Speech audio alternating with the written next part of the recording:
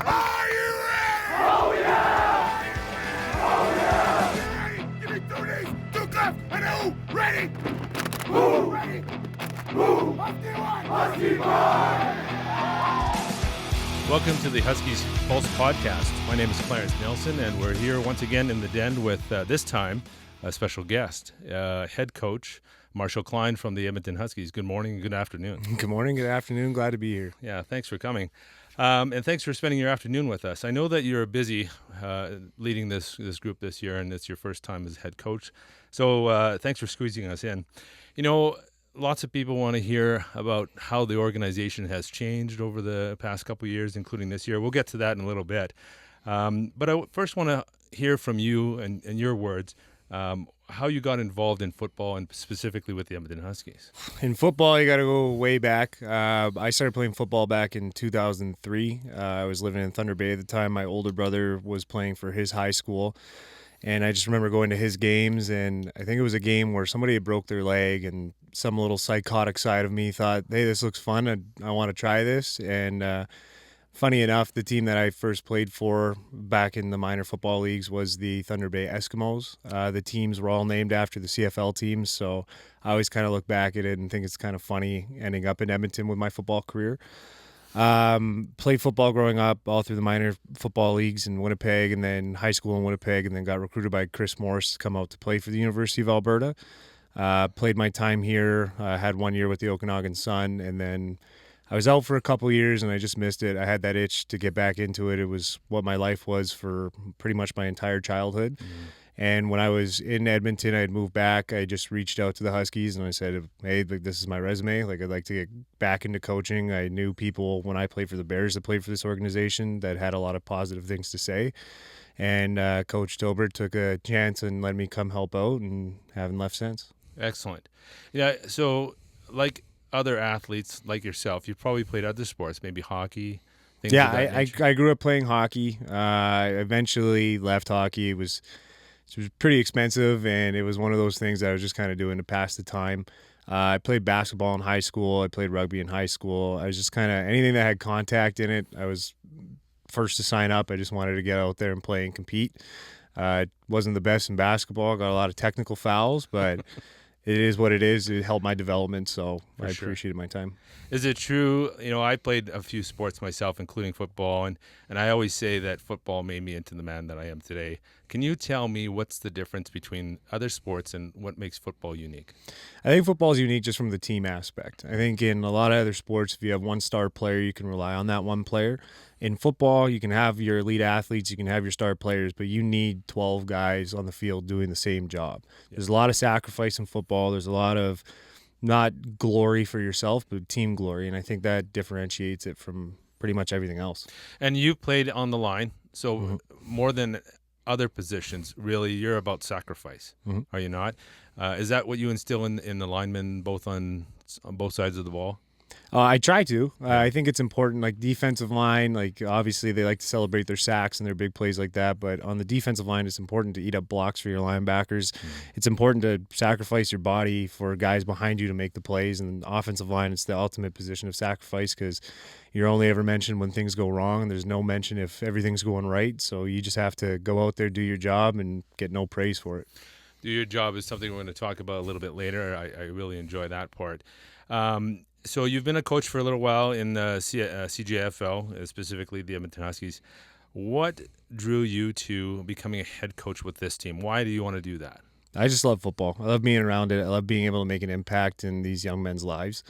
I think it's important for these young men kind of in the positions that they're in to be able to grow, just not as an athlete, but as a student, as a career, like in their careers. And being a head coach just allows me to help make even more of an impact than when I was just a position coach. Good. Yeah, that's terrific to hear. I'm happy to hear those things coming from a head coach and a leader of an organization. Now, you know, this group of individuals coming together to be a team, you know, at that age, or they're coming into young adulthood, 18 to 23. What are some of the challenges you think that are unique to that group of people, remembering what it was like for you back then? I think it was a little bit different when I was in that age group. Obviously, when you're on a university sports team, you're more contained in one area. Everybody's going to the same classes. We have a very tight schedule. there's not a lot of opportunity for people to kind of stray.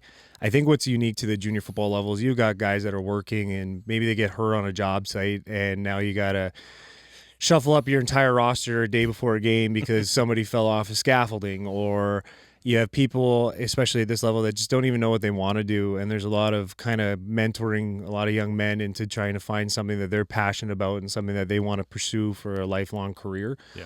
And it's a fun challenge. And then obviously you have to deal with the normal stuff with a bunch of 18 to 23-year-olds that full testosterone and bad decisions, and trying to help them navigate life as a young man. And some of these guys, they don't have much mentorship in life, and being able to fill that role for them and just kind of give your 2 cents on a situations that I may have gone through, situations that I've had teammates gone through, and being able to kind of navigate life and the ups and downs of it. Yeah. And those are leading towards the culture that you build in an organization and leadership. Would you agree that leadership affects culture, and culture is what brings people and results and attitudes in the right direction, rowing in the same direction? What kind of culture are you trying to build and maintain for the Edmonton Huskies? It's a championship culture. It's one that you got to be a champion in your entire life. You have to be the best student possible. You have to be the best person in the community. You have to be the best at your job and doing your task. I think for a lot of people in this generation, and there's a lot of me, there's a lot of instant gratification, there's problems that you have to overcome, but I think it's important to instill that you got to give effort on every play, everything that you do in life to be successful, and really instilling that even when times get tough, you got to just commit to the standard and uphold your standards above all else. Yeah, and this is a sport where everybody needs to be a leader in their own way.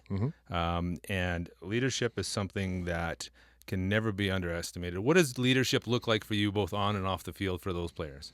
I think the biggest hallmark of being a leader is doing the tough thing. I think it's really easy if everybody's winning, you're winning every game by 60 points, to let things kind of stray. And it's really easy when everything goes to hell to let things stray. I think to be a leader on and off the field, you have to be the one to hold your standards and hold your integrity no matter what. And even when it's tough, even when it's going great, you can't let it stray. Yeah, and nothing could be better explained than the way you explained that. And when it comes to how leadership develops and culture develops in any sport, particularly in football, I heard something the other day. What is better, a coach-led team or a player-led team? Have you heard of those things? And what do you think about the difference between a coach-led team and a player-led team? I think ultimately a player-led team is still a coach-led team. I think what it is that you give these kids opportunities to kind of repeat the message and hold the standard themselves. Personally, I was always a very commanding presence when I played football. I was always somebody that over-communicated and wanted to fill that role and be a leader. But when I led, it was just repeating what the standards of the coach set was. I think it's important that when kids take that and they have their own team and they are able to lead in their own way, you're just enforcing what the coach wants. You're just allowing them to feel more individuality in how they enforce their rules and how they enforce that standard. But the message has to be the same from the top to the bottom. Yeah, absolutely. And it's that synergy from all different levels and aspects, bringing it to the field and sacrificing it for the team. A lot of people measure success in different ways. They look at the scoreboard at any given time. Even players do, even though they're not responsible for the player. They're responsible for the people that they're working with and how they contribute to that. How do you want your coaches to measure success beyond just wins and losses? It's about execution. When we put on the film, if there's plays where people were in the right spot, they're using the right technique, and they get beat, there's nothing we can do. But if we prepare them to be in that spot, to be able to make a play, be able to compete, then we've done our job. So I think success is us being able to execute at our highest level. Does that mean that we're going to win every game? No. It's going to put us in the spot to be competitive in every game. But if people aren't executing their job, then it's going to be tough to be in any game whatsoever. So success is how well are we executing our systems, and that's about it. It reminds me of something I heard recently as well. Success is when ordinary people do extraordinary things. And if we can get them to that level where they take themselves in a direction that leads to the both individual and team and then organizational success, we're going to see some points. And the points will take care of themselves. And both on both sides of the ball. We have this year, what I've seen compared to other years is a bit of a different mix of rookies versus veterans. Would you agree with that? Mm-hmm. You have quite a few of that. And in fact, both at home games and particularly on the road, we have a significant amount of young players who want to contribute to this team. How do you balance that, and how do you balance the fresh, different look of the Edmonton Huskies when it has a higher ratio of rookies this year versus others? I mean, it was intentional. I think there was a culture issue when I took over. Mm-hmm. There was a lot of complacency. There was a lot of people who were okay with kind of losing to the better teams and kind of being themselves and losing as a team of individuals. So in recruiting, it was important to find kids that were bought into the team success, bought into being coachable. And we understood that there's going to be some bumps and bruises, and it's going to happen when you have a young team, but down the road, it's an investment to get the right people in to set that tone moving forward so that years down the road, we can build that championship culture. It's not something that you can just wave a wand and all of a sudden we're there. We got from fifth years to first years, everyone's bought in. They're doing what you expect. There's going to be veterans that turn over and they buy in and they do what they're expected to do. But young kids, it's a lot easier to identify the kids that are bought into their high school programs, that have that kind of championship mindset, that just buy-in that some kids just don't have, and you just got to give them the experience. It's tough for a 17-year-old and 18-year-old to go out and play against 22-year-olds. That's just how it is, and there's more physical development from those 22-year-olds, but in even one more season, those kids are going to be able to compete at that level, and they're going to be able to excel at that level and do the things that we ask of them and set the tone for everybody else who comes into the program. Yeah, and when it comes to recruiting, I appreciate what you and the leadership group and others in the organization are looking at: long-term investment so that it becomes more sustainable, and we're not sentencing the next generation with that same task. Mm-hmm. And so I applaud you for your effort, because it's not an easy road. It might get bumpy, and it maybe some might say the beginning of the season has been bumpy, and maybe we're better for it. And so having said that, the Huskies, like a lot of CJFL organizations, are competing with other levels, university, and trying to draw athletes to their program from high school. If you were approaching a high school group of young people, and I think you've talked to a lot of young people over the past 18 months, what advice would you give to those young people to prepare them for the challenges that we're talking about here when they're playing against people who are older than them but in a different league? When you're playing against older people and you're a young kid, the hardest thing is you're going to be physically dominated. There's going to be plays where you're just not going to be physically there. It's just not to get discouraged with that. It's understanding that it takes time to be able to compete against these older kids. It takes time just to physically develop, to physically mature, and just to keep faith in what's being taught and keep working at it, and eventually it's going to click. A lot of times when high school kids come into the program, be it at the U Sports level, the CJFL level, anytime that you make a jump, there's a time where it takes you to adjust to the quickness of the game, the power of the people you're playing against. And it's interesting to watch because it can just be one practice. The one story that really sticks out in my mind is when Jacob Patrick came to us as a rookie out of Belrose. The first 6 weeks into the season, it was rough. He couldn't compete. He was physically not there. He was behind the play. And then just 1 week of practice, it just clicked, and he hadn't looked back since. He was moving people that were 5 years older than him. He was competing. He was getting to his spot. And it's just a point in time where it clicks. And I think that's important for the young guys to understand, that it might be rough these first couple games. It might be rough your first 2 seasons even. But there's a point in time where it's going to click and everything will just start working. Those are good things.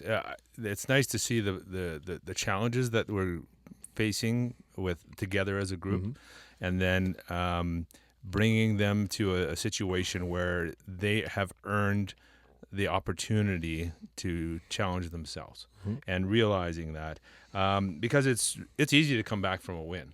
Anybody can come to practice. You see the roster rising. You see practice attendance. You see effort coming. That's easy.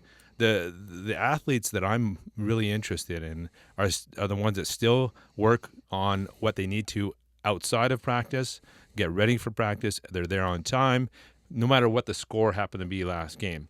Would you agree that the most important play in sport is the next play, what you're doing and getting ready for that moment in time? Yeah, my whole big thing, but the thing I teach the kids is that you can only control what you can control. Whatever happened on the last play, whatever happened in the last game, you can't go back and fix it. You can't get in a time machine and go and replay that play. You have to be prepared for that play that's going to be right in front of you. It was important to me, it was instilled in me by Coach Morris that you have to have that goldfish memory, that you can get absolutely blown up on a play, you can give up a sack, you just got to forget about it. But on the flip side, you might have your best play of your career and you have to forget about it because it doesn't matter anymore. You got to be focused on that 5 seconds in front of you, and you got to dominate within that 5 seconds because that's when you can control your play, is For in sure. that one play. So it's the only play that matters. Absolutely. Let's lighten it up a little bit. What I want to talk about is a couple of character portions of your team. Let's pretend we're in a situation where the offense and defense are kind of competing as they sometimes do, and as a fun little battle, offense, defense, or special teams. Who wins the dance off?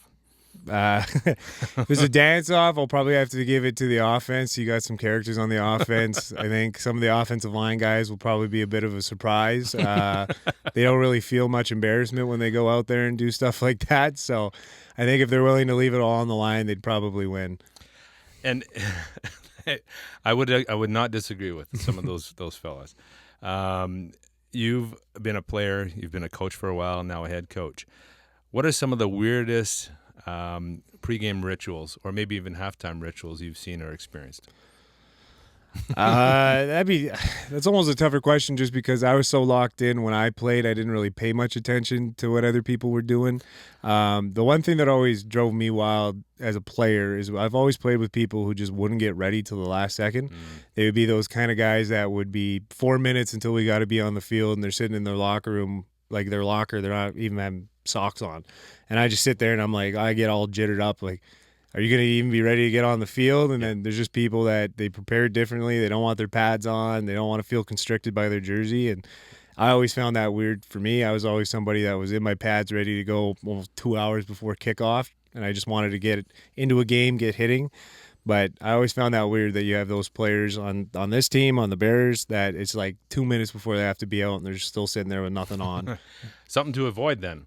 Like, there's a lot of things that I've seen players do that I'm shaking my head at, and then others are exactly the opposite. And it goes back to the diversity of the young people that we're bringing into this team, and I like to see the veterans helping them along to make sure that, because there's some people that don't know how to prepare themselves psychologically, and maybe have you seen this too, where they peak at a certain point and they're not now, after the first quarter, they can't last that third, fourth quarter overtime.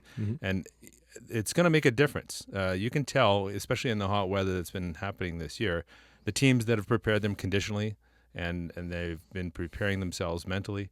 And I see what you folks are doing to prepare these young people on the field. So it's good to hear. Good to hear. Thank you for that. Let's say you put all the coaches on an island and they're in a desert.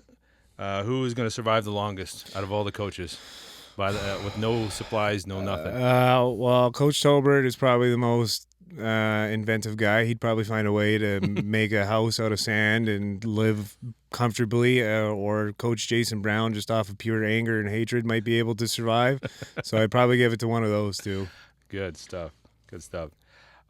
With this season specifically, what are some of the, regardless of wins or losses and placement and things, we want to be making the playoffs. Yes, we want to be successful in all ways possible. What are some of the goals that you've set for both the team and you personally as a coach? Personally, as a coach, it's just to set the foundations for the culture. I think wins and losses are something that we'll be more focused on further down the road. But right now, it's getting guys in the right place, making sure that they're growing as a player and as a person. And for the team, that's what it is. We just need to be able to execute, and we need to get back to just focusing on us. I think for years it's been too much focus on who we're playing and not taking care of what we need to take care of. So seeing growth, seeing guys commit to just doing their job would be the biggest goal as a team. And if that results in no wins this year, but we set the foundation for going forward, then that's what the result is. But when you look at all the good programs, and I've always been kind of a football nerd and looking into the history of coaches and different programs, a lot of times when you have that culture shift, shift. It's a tough first year, maybe a tough first couple years. The one that always comes out to mind is when Bill Walsh took over the 49ers, and he comes out and he revamps the whole team and he sets his standards, and they go out and they get 2 wins in an entire season, and he's questioning if he's doing the right thing. After that, he gets all of his Super Bowls and he cements his legacy as a head coach. So getting the right culture put in place, getting the kids in the right place where they understand that you just have to do your job above all else, that would be a win for me moving forward. Mm. Do you feel that's attainable this year? Do you think that with your group of coaches, and there's quite a few new ones, and even the leadership group that you have at the player level, you think you can get there? Yes. Yeah. Good to hear. What is the most exciting part of the roster that you see? What are some of the shining things that you think fans are going to appreciate from either individuals or groups of professionals that are getting ready for this? When I say professionals, what I mean is positions and things of that nature. Who should the fans be looking at for excitement this year? I think Wes Neitz is somebody that everybody needs to look for the future. I think this is a kid that has all the talent to play at the youth sports level. I think he was just kind of not blessed with the height, but I think he's going to be somebody that for the next 5 years will be a key part in turning this program around. He is a great teammate. He's a good leader. He is a very, very good football player. He's young. He's going to learn from it. He's very coachable. I think that's somebody that we'll have to look for in the future. I think the offensive line, even though they might not have put it on tape yet, I think that's probably one of the best units in the country. I think it's 5 guys across the board that could play football at the next level and excel at the next level. And honestly, I think the one unit that just hasn't shown their potential is our defensive back core. I think we have 5 extremely talented athletes back there that can make plays. They're just not executing at the level that we want them at, and we're close, but we just have to get them to their spot, and they'll be unstoppable as a secondary. We just have to get them to the place that they need to be, and they'll be good. And knowing those things and knowing how hard those folks and everyone from across the board are working, both on and off the field, reviewing video, getting prepared for games and practices, showing up regardless of what happened the day before, successes or otherwise. And those fans seeing that effort come day in and day out, and we're coming up to a couple of really exciting home games coming up. How can fans, parents, people in those support group positions help this team? I think just keep giving support to the athletes. I think when you're a young man and you kind of get bundled up where football is kind of your whole life, when things don't go your way and you get losses, they tend to internalize it. They tend to get upset, and I've been in their shoes where you lose a game and you don't want to talk to anybody for an entire week until you finally get a win, and then you feel like you can show your face. I think just supporting them in that journey is important. And I think especially with these 18, 19-year-olds, it's just kind of keeping them motivated that eventually it's going to work. You're young, you're going to lose your physical battles, you don't have as much coaching, you don't have as much film time, but you eventually will. You'll get to a point where you're playing against guys who are your age. You'll get to a point where you're playing against people who don't have as much game experience as you. They might not have as much coaching as you. Now you have that advantage. So just keeping that support, and it was similar to me when I was at the U of A. I think my first year at the U of A, our average age was something like 19.1 years old, and we were playing teams that were, I know in the Can West, there was teams that were averaging about 24 years old, and then there was teams out in Quebec when they hadn't changed the age rule that were averaging 26, 27 years old. So it was big for Coach Morris to just keep telling us, like, hey, like, we're very young. We're not going to win every game. We're not going to win every position battle. It's going to happen, but eventually we're going to get to a point where we're the same age as everybody. We've built the program. We've gotten to a point where now we're all the same age. Now we can compete with these guys who are grown men. And it did. It turned into a very dominant program, and he eventually got to the point where he needed to get to. And these young guys who came to kind of kickstart the program, we were the same age as the guys that we were playing. We had the same amount of training, the same amount of film time, the same amount of coaching, and then we were able to compete, and we were able to compete at a high level. You've mentioned Chris Morris a couple times, great mentor. Who would be your top 3 people that you would like to coach with, or maybe have been the strongest influence in your career as an athlete and coach? But yeah, Chris Morris would be at the top of the list. I think as a human being, he is a leader of young men. He's a leader of anybody, to be really honest. He's a great leader, and to see the amount of time and effort that he put into that program and that he's putting into the Elks program right now is just, it brings a smile to my face just seeing that he's able to keep working with these people and keep making an impact. My high school coach, Stacey Daynard, was somebody that, to me, built me to who I was. He taught me that it's the standard that matters above all else. There's wins, there's losses, it's going to happen, but you have your standard and you hold yourself accountable to your standard. And he's the one that really instilled that in a lot of us that played for his program, and it's who he was. Like, I remember games where we'd win by 21 points, but we didn't live up to our expectations, and that bus ride was dead silent on the way home. And then last, like, he's passed, but one of the most influential coaches that I played for was Coach Bill Bachtermont, who was a head coach of the Edmonton Huskies for 1 year. But he was my coach when I transitioned from defensive line to offensive line, and he is arguably one of the best coaches that I've ever come across from a technical aspect, but he really was able to show that he cared about you as a football player. He cared more about you in your life than at what you were doing in football. And he was one of those guys that was able to pull you out of that funk if we were not doing well, or if you're in a pretty slow streak of practices and maybe you're getting down on yourself. He was really capable of pulling you away from football, making you focus on different things, and realizing that there's more life in football. Like, you have to dedicate yourself to your craft. You have to be able to compete. You have to be coachable and all that. But when things are going tough, it doesn't mean that you can just kind of close off life. You still have to do your school. You still have to uphold your relationships. You still have to be a good person. And I think his resume says enough about who he was as a coach. To be able to say that you're coached by the same person that coached Bill Belichick in college is pretty cool. But 20 plus years in the CFL, like multiple years at college levels, like, he would be somebody that, even just to sit down and talk to for 5 minutes about coaching, I'd give anything to do that. For sure. Some of the things you touched on made me think of some of the changes that have happened in amateur football. There's been some discussion about limited number of contact weeks that players can participate, especially in this sport. I would argue other sports maybe have the same sort of risks and benefits.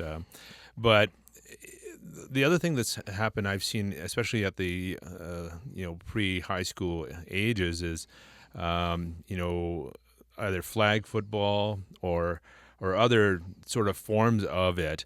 What direction do you think Football Alberta is taking to both promote this sport and keep it safe so that people want to play this sport? What do you think they should be doing?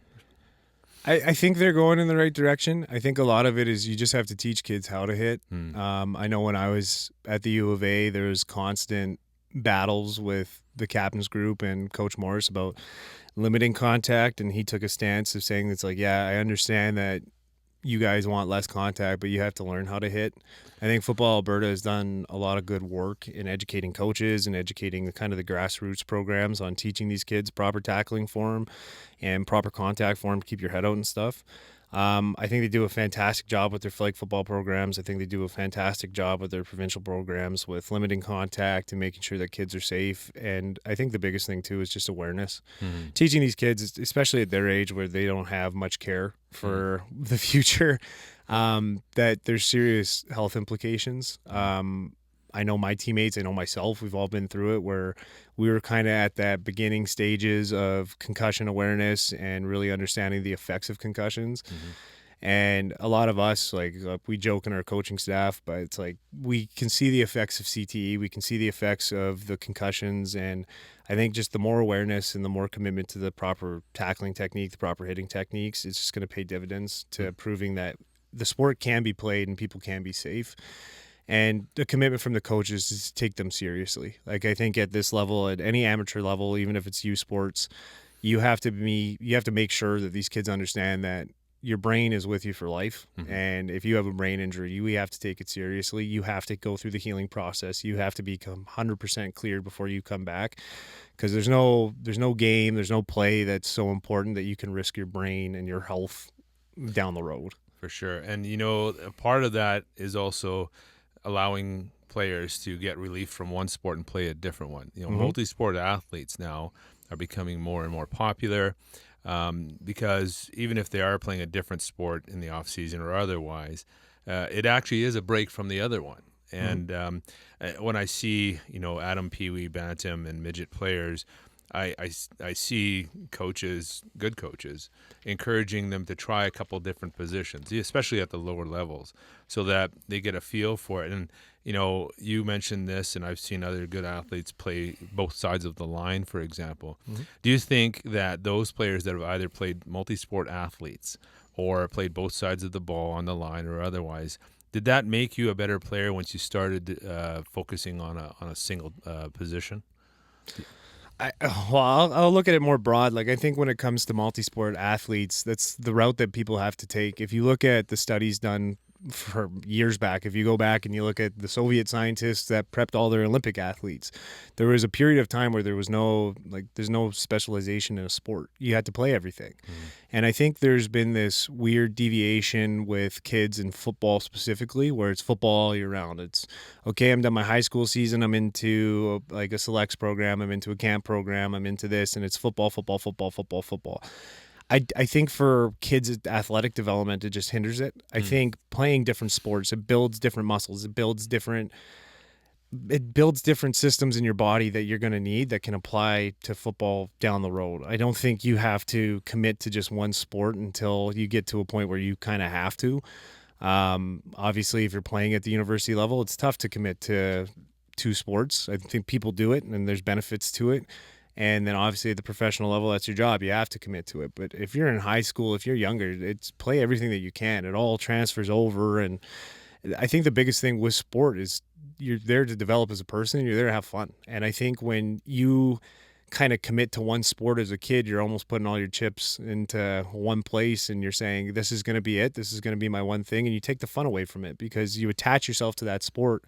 And it was always nice when you were playing football in high school and you're done your season and it's like, okay, I'm going to go play community basketball with my friends, and I'm not going to be as pretty much riled up during the basketball season because, I'm going to be competitive. I'm going to go out and do the things that I have to do, but I'm not going to be worried about, hey, am I going to get a scholarship offer in basketball? Am I going to get hurt and derail my basketball career? Like, I was there to have fun. I was there to just kind of be a kid and play a sport, which is the whole point of sports. Like, obviously it can be a benefit and you can get your schooling paid for, but you got to remember that you're there to have fun and grow as a person.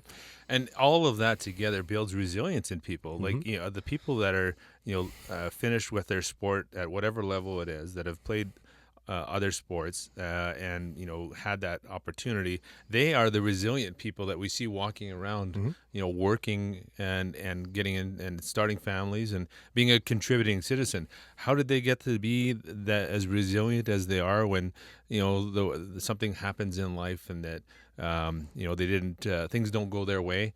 I think that multi-sport and multifaceted people and citizens are the way to build that resilience. And I think this team is spelling that regardless of what's happening on the field or off the field. So let's play a little. I've never done this with a guest, but we're going to have a little fun with this. Let's call it rapid fire or quick fire. So I'm going to give you some choices, and as a coach, you need to make decisions pretty fast sometimes.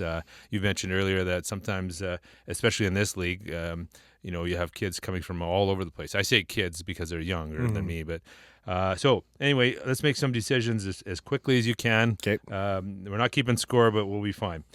Coffee or energy drink before the game? Energy drink. Why? Just find it less bitter than coffee. Good. Just a little bit of joy. Good. Loud locker room or focused silence before kickoff? Loud. Bus ride. Movie on or headphones on? Movie. First leadership role you've ever had outside of football? Well, it'd be another sport, being a basketball captain when I was young. Terrific. Your go-to post-game meal? Post-game? Yeah. Probably like a pizza. Terrific. Favorite football movie of all time? The Program. If you weren't coaching football, what would you be doing with your spare time? Probably watching football. Biggest pet peeve on the field? People who aren't locked into the game or practice. Which position group talks the most trash? Offensive line. Morning practice or evening practice? Morning. Why? Get it over with. You have the rest of the day to go about whatever you want to do. Good. Those are good answers. You and I had a little chat before today, and thank you for contributing to everything you've done today and on the team. What is your favorite quote and why? Do your job. I think it simplifies what football is. I think that's simplified to what life is. Life's a team game, football's a team game, and everybody has their role to play, and you just got to do your job to your best of your ability. I think you have to have trust in people on your team. You have to have trust in people in your workplace. You have to have trust in people in your life. And you got to be able to take care of what you need to take care of, and you got to trust that people are going to take care of what they have to take care of. I like that so much. Would you agree that by doing your job is actually the best gift that you can give your fellow player? Yes. Because moving at the speed of trust means that I don't have to do your job, you don't have to do my job, and now we're doing really well together. Mm-hmm. I have seen young athletes who are really good play with athletes that are up and coming, maybe not as strong, and those pairings up can end up being good mentorship. Mm-hmm. However, if a player can't have the level of trust of their a person, and I'm not saying trust that you'll always succeed with your block or kick or pass or whatever it is. Trust them that they will give their 100% effort every single time. Then you don't have to worry about them, and you can move on to whatever you need to do. I think that the quote that you have there speaks to the level of trust and moving at the speed of trust, which is so much important, especially for a team sport like this where every link is important in football. Mm-hmm. Every single part of it from start to finish, regardless of what's happening with that. Thank you so much for coming today. Any other final comments that you want to make sure that we understand from your perspective what the Huskies culture is about this year? It's about doing your job. It's about setting the foundation for a championship culture. There'll be rough periods. It's going to happen. That's just what happens when there's change. Mm-hmm. But we're going to get there. Everybody is moving at the beat of the same drum. There's going to be growing pains, but we have buy-in from our young core. We have a very, very solid core of veterans that are bought in, and it's going to get there. It's not an overnight thing. I wish it was. Trust me, there'd be a lot less stress and a lot less sleepless nights on my end. But we are going to get there, and we're going to get back to what this program was built on. I want to say thank you on behalf of everyone that's involved in this organization, both parents, spectators, alumni that I've talked to, the board that I'm a member of, and I can tell you that we see the effort. The results will come. The score will take care of itself. You are taking care of the foundation that needs to happen to make those things happen. Mm-hmm. And so I want you and your coaches and everybody, the leadership group, to know that we see that, and that we are looking forward so much to the second half of the season. Mm-hmm. We will be at every game cheering as loud as we can. So thank you so much for coming today. Yeah, my pleasure. All right, we'll see you next time on the field. Awesome. Thanks again for joining us. We'll hear more from more of the coaching staff and the rest of the organization. Thank you again.